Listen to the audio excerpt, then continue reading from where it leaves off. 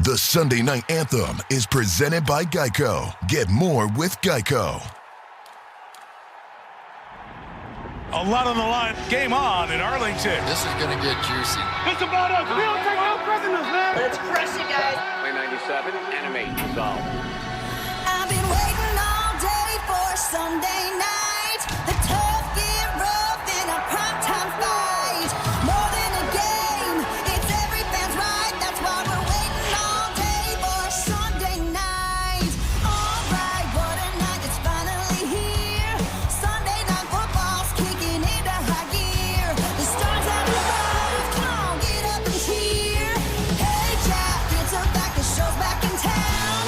Vikings and the Cowboys in a monster showdown. The stadium's rocking, time to crank up the sound. The NFL's best have come to play. Coast to coast, there's just one thing left to say. I've been waiting all day for Sunday night. The tough get rough in a primetime fight.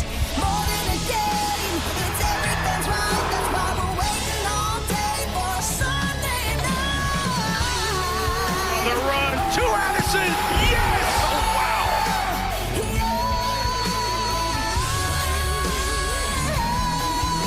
Open it up for Pickens. Remarkable stuff. Waiting all day for Sunday night.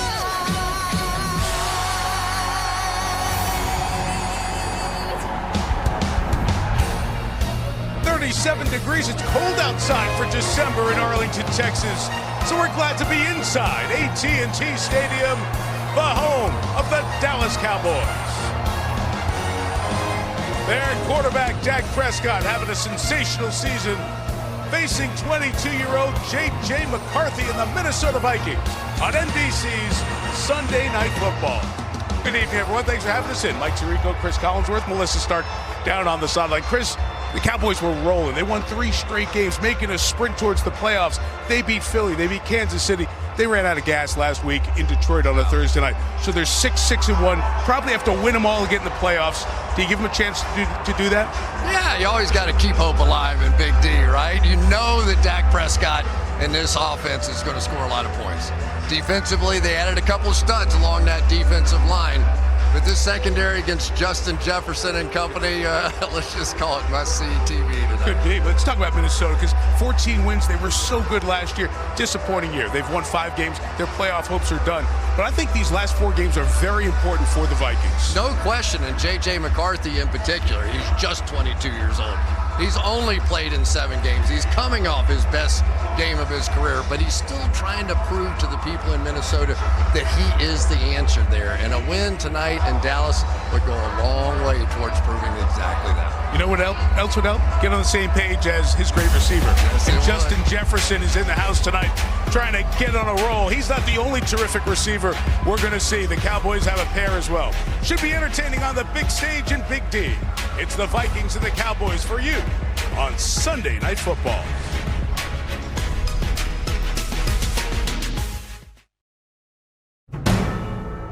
NBC Sports, home of Super Bowl 60, welcomes you to the following presentation of the National Football League.